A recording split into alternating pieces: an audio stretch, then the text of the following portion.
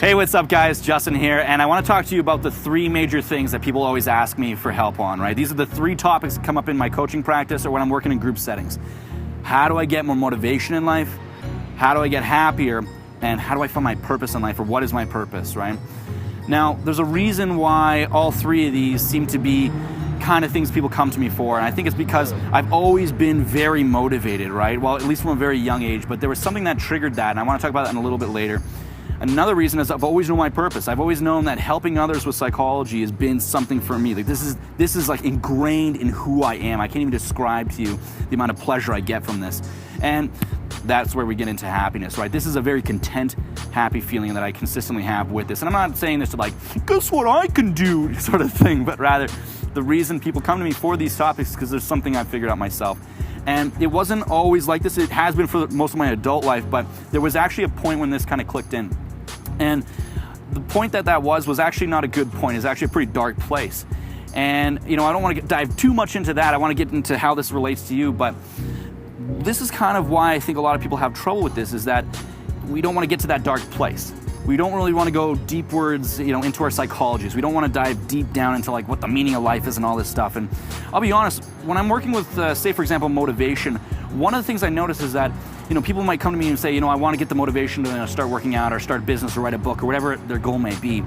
But the problem is that when actually we dive into like why are they motivated and we look at the actual driving factors of it, I can maybe do some fine tweaking stuff, but as we drive it down into the factors of it, and most motivation, including my own and I think a lot of people's, is really driven by insecurity. It's really driven from a pretty dark place. And the problem I found is that when I was working with people, sure, I might be able to, go down into working on that insecurity and I can make them happier because we figured out that insecurity, but we maybe lost a bit of the motivation. So what's going on here? And when I started to look into this, there's not really a lot out there in terms of like, how do you find your purpose in life? You might hear some classic stuff like YouTube videos and stuff like that. Or you might see like a wiki how or like a expert village sort of thing on how to find your purpose, like try new things, blah, blah, blah. But realistically, I'll tell you about what I typically find, and you can probably relate with this as well. What I find a lot of, and not only in myself and in others, is what I'm going to call incongruence. Now, incongruence is when someone's actions, intentions, and beliefs do not add up. Now, let me give you an example of what this looks like. Say, for example, someone, they want to write a book, right? So they have the intention of writing a book, and they believe that their book, this is something they can do, and they believe they have a good story that people would like. Now, the problem is they don't actually take action. They talk a lot about it, and they get in their head about like things, but they don't really take action.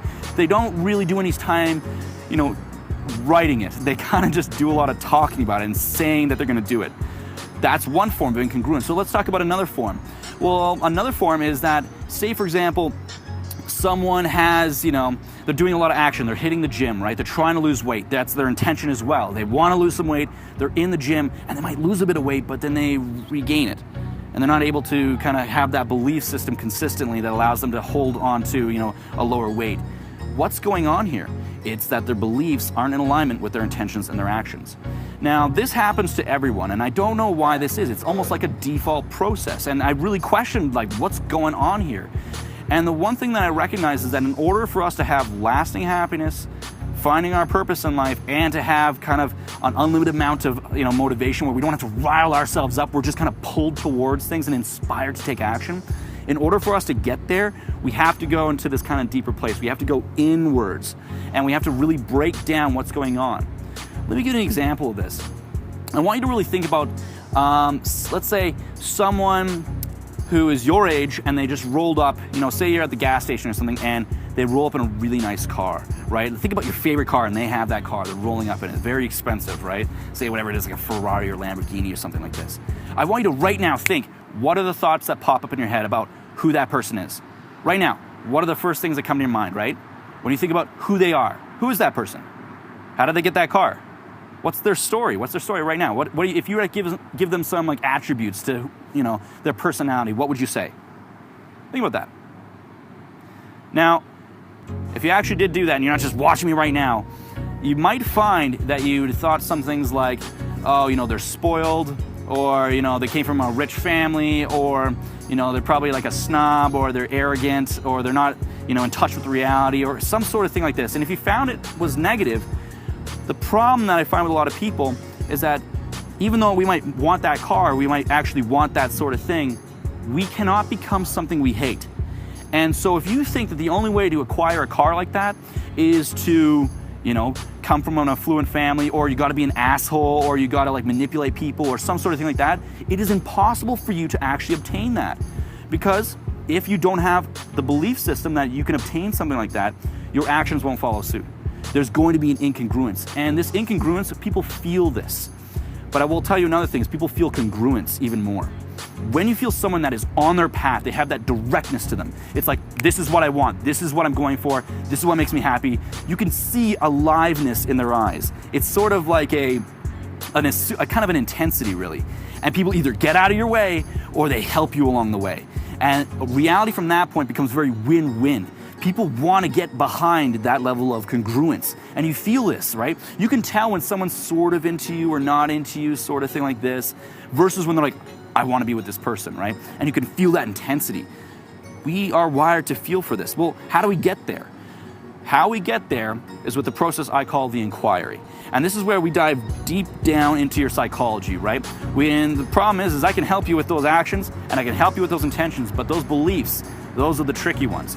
So I want to work one-on-one with you to break those down and get you down to the very core of who you are. And from that core, we can get you some insights into what your purpose of life is, how do you get happier, and how do you get naturally motivated. But we got to go down that process. It can be pretty tough. It's a little psychologically traumatizing. The reason is that it feels like I'm attacking. And what you'll probably notice is that when you start to really dive into, well, why don't you have the results with someone, right? Or like, why do you really want that? What's going there? You'll be like, well, you don't know me. You don't know why I want this. People get triggered. They get upset. And there's a reason for this, is that what we're fighting against with these beliefs are typically assumptions and generalizations and different ways about how the world is. And I'm here to tell you there's enough variation in the world to make any of your beliefs or assumptions accurate, right? Reality is extremely, extremely subjective, and we are very limited in our ability to actually record and perceive things in an objective manner. And what that means really is that we don't know what the hell is going on. And there's enough variation, there's enough randomness to make any of our rationalizations make sense. There's something called the confirmation bias, where we start to look for data that confirms our existing beliefs. This is what I want to help you break down. And the problem is it's if we're honest, it's a survival tactic. It's something I can't get rid of with you, but rather I want to make you aware of it. And the reason I want to make you aware of that is that once we become real honest, when we get real honest with our cores, we can recognize that we're doing this process. And if we can do this process because we're doing it automatically, but we can do it in an effective way, we can do it in a way that is congruent with our wants, then we can start to get some results that are lasting. But the problem is that these things that we have right now, they're there because they're trying to keep us alive. It's just our patterns that we've learned to use to avoid pain in our lives, really. It's, the different beliefs we have, like girls are this way, or guys are this way, or rich people are like this, or poor people are like this. It's these facts or the way things are that we use to, really avoid pain in life. And all it really is at the end of the day is a survival tactic. And so I want to work with you to break those things down, because realistically, those sort of things, they're not accurate. They really aren't. I know part of you's like, no, and this is what I'm talking about. It feels like a bit of an attack. But I want to show you the limitations of your perception. And it's not because I know everything, it's nothing like that, but rather I can recognize this process in myself, I can recognize it in my clients, and I would love to recognize it with you and get you some actual results. So I'd like for you to work with me one-on-one in this process that I call the inquiry. And if this is something that you'd be interested in and you can find a lot of value in, let's get together, let's work on, booking a session, and let's get started, get you some results. All the best, my friend, and I hope to hear from you.